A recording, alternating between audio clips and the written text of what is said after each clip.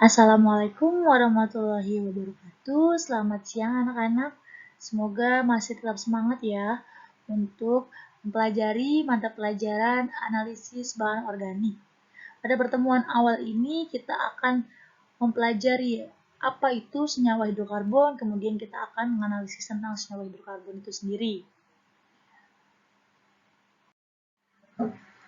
Materi yang akan kita bahas pada pertemuan hari ini yaitu pengertian hidrokarbon, identifikasi senyawa karbon, keunikan dan kekhasan atom karbon, jenis-jenis atom karbon, perbedaan sifat senyawa organik dan anorganik, klasifikasi hidrokarbon, dan kebutuhan atom hidrogen. Untuk penjelasan materi senyawa hidrokarbon ini nanti minggu depan ada lanjutannya ya. Jadi untuk materi yang belum ada di hari ini, kita akan jelaskan di minggu depan. Di sini ada diagram pembagian hidrokarbon itu sendiri, yaitu dibagi menjadi dua.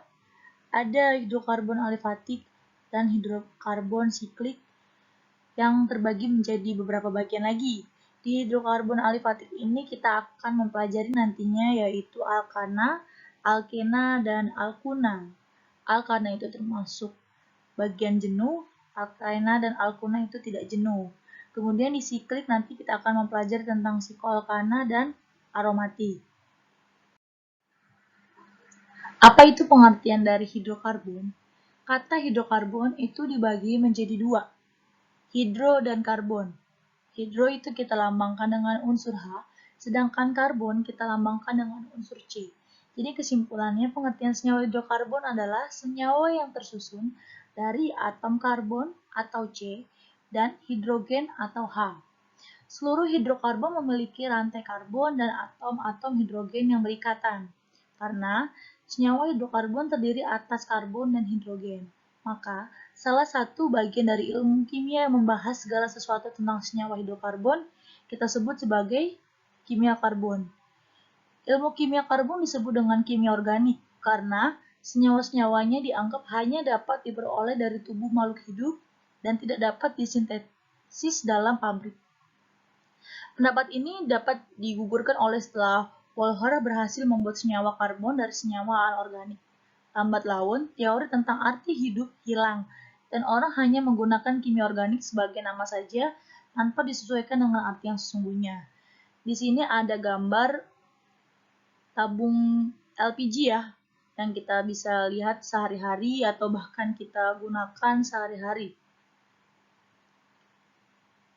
Di tabung LPG ini dihasilkan dari penghasil gas alam di Indonesia seperti Arun di Provinsi Aceh dan Natuna di Provinsi Riau, serta Bontang di Provinsi Kalimantan Timur. Gas alam ternyata hampir 80%-nya tersusun dari senyawa alkana, yaitu metana, dan 20% sisanya terdiri dari senyawa alkana lainnya, seperti etana, propana, dan juga butana. Gas alam yang diolah dan dikemas dalam tabung bisa menjadi bahan bakar alternatif selain minyak bumi. Gas alam yang ditaruh pada suhu minus 160 derajat Celcius akan berubah wujud menjadi cair yang kita kenal dengan LPG. Dalam bentuk inilah, gas alam terasa sekali kegunaannya di kehidupan sehari-hari. Mulai kita gunakan untuk memasak, mengelas, bahan bakar kendaraan atau BBG, dan masih banyak lagi. Di sini ada ilustrasi gambar ya. Misalnya kita ilustrasikan dengan gambar sate. Nah, apabila kita membakar sate dalam waktu yang cukup lama, maka warna sate tersebut akan berubah menjadi warna hitam. Zat warna hitam itulah yang kita sebut sebagai arang atau karbon. Jadi, dalam sate mengandung karbon, karbohidrat, protein, bensin, gas alam, LPG, batu bara, dan kertas adalah contoh zat-zat lain yang mengandung karbon. Jadi pada saat kita membakar sate, kan suka ada warna hitam-hitamnya itu ya. Nah, itu kita sebut dengan arang atau karbon. Di sini ada contoh ilustrasi lain. Yang pertama proses pengelasan, yang kedua pembakaran lilin, Dan yang ketiga, memasak makanan menggunakan kompor gas atau LPG yang sebelumnya sudah Ibu jelaskan. Di sini kita akan mengidentifikasi senyawa karbon dalam bentuk ilustrasi ya. Di sini kita akan memanaskan tabung reaksi yang telah berisi sampel dan tembaga 2 oksida sebagai oksidatornya. Lalu kita panaskan, kemudian terbentuklah uap air yang nantinya akan menunjukkan adanya hidrogen. Kemudian uap air tersebut kita tampung dalam suatu wadah. Maka di wadah tersebut terjadi reaksi di mana CO2 atau karbon dioksida dengan CaOH 2 kali atau nama lainnya kalsium hidroksida yang nantinya akan menghasilkan CaCO3 atau kalsium karbonat dan air. Kalsium karbonat tersebut akan menghasilkan warna yang keruh. Nah, terjadinya reaksi tersebut, adanya CO2 atau karbon dioksida menunjukkan ada tanda-tanda bahwa senyawa karbon itu terbentuk. Keunikan atom karbon kita sebutkan satu persatu. Yang pertama, dapat membentuk 4 ikatan kovalen dengan atom C lainnya. Jadi di sini atom karbon itu memiliki 4 tangan, kita sebut sebagai 4 tangan atau 4 garis kalau digambarkan. Yang kedua, dapat membentuk rantai karbon sehingga jenis senyawanya menjadi sangat banyak. Yang ketiga, atom karbon memiliki 4 elektron valensi. Yang keempat, atom karbon memiliki jari-jari atom yang relatif kecil. Kekhasan atom karbon yang merupakan senyawa yang mengandung karbon. Yang pertama itu mempunyai 4 elektron valensi atau elektron pada kulit terluar. Di sini kita gambarkan ada 4 cara penggambaran si atom karbonnya. Gambar yang pertama itu kita tulis dengan huruf X-nya di bagian atas, bawah, kanan, dan kiri. Itu memiliki 4 elektron atau kita sebut dengan 4 tangan. Bisa juga dalam bentuk gambar kedua, gambar ketiga, dan gambar keempat.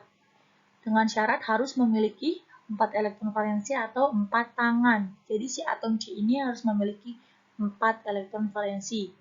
Yang kedua dapat membentuk rantai karbon yang menjadi 3 jenis. Yang pertama ikatan tunggal. Di sini ikatan tunggal tidak memiliki rangkap ya, hanya 1 ikatan saja.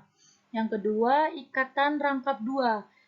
Di tengah-tengah atom karbon di sini ada garis 2 atau strip 2, itu kita sebut dengan rangkap 2. Selanjutnya di gambar yang ketiga, ada ikatan rangkap 3. Di tengah-tengah atom karbonnya ada garis 3, kita sebut sebagai dengan ikatan rangkap 3. Jenis-jenis atom karbon berdasarkan posisinya kita bagi menjadi 4 posisi. Yang pertama yaitu atom karbon primer, yang pengertiannya adalah atom karbon yang mengikat langsung pada satu atom karbon lainnya. Sedangkan sekunder adalah atom karbon yang mengikat langsung pada 2 atom karbon lainnya. Lalu tersier adalah atom karbon yang mengikat langsung pada 3 atom karbon lainnya. Dan terakhir, kuartener adalah atom karbon yang mengikat langsung pada 4 atom karbon lainnya. Jadi primer itu mengikat 1, sekunder mengikat 2, tersier mengikat 3, kuartener mengikat 4 atom karbon lainnya. Perbedaan sifat senyawa organik dan senyawa anorganik. Apa itu senyawa organik dan senyawa anorganik? Senyawa organik adalah senyawa yang berasal dari makhluk hidup. Sedangkan senyawa anorganik adalah senyawa yang tidak berasal dari makhluk hidup tetapi berada di sekitar kita. Umumnya dapat berasal dari sumber daya alam mineral atau benda tak hidup. Di sini senyawa organik memiliki ciri-ciri sebagai berikut. Yang pertama, stabilitas terhadap pemanasannya kurang stabil. Yang kedua, titik leleh dan titik didihnya relatif rendah. Yang ketiga, larut dalam pelarut nonpolar. Yang keempat, kereaktifannya kurang reaktif. Sedangkan senyawa organik, ciri-cirinya adalah yang pertama, stabilitas terhadap pemanasannya relatif stabil. Yang kedua, titik leleh dan titik didihnya relatif tinggi. Yang ketiga, larut dalam pelarut polar. Dan yang terakhir, kereaktifannya lebih reaktif. Jadi senyawa organik dan senyawa anorganik itu berbeda ya. Klasifikasi atau penggolongan hidrokarbon. Berdasarkan bentuk rantai karbon dan jenis ikatannya, senyawa karbon dikelompokkan menjadi 3. Yang pertama hidrokarbon alifatik, yang kedua hidrokarbon alisiklik, yang ketiga hidrokarbon aromatik. Yang pertama kita jelaskan hidrokarbon alifatik terlebih dahulu, merupakan suatu hidrokarbon dengan rantai terbuka dengan ikatan tunggal atau jenuh, ataupun ikatan rangkap atau tak jenuh. Jadi di sini kita gambarkan sebagai rantai terbuka. Contohnya ada butana, cis-2-butena, dan 1-butuna. Selanjutnya ada hidrokarbon alisiklik atau suatu hidrokarbon dengan rantai tertutup atau melingkar. Jadi kita gambarkan dengan rantai tertutup atau bisa juga dengan rantai melingkar. Di sini ada siklobutana contohnya. Dia rantai karbonnya melingkar jenuh, sedangkan sikloheksana rantai karbonnya melingkar dengan tak jenuh.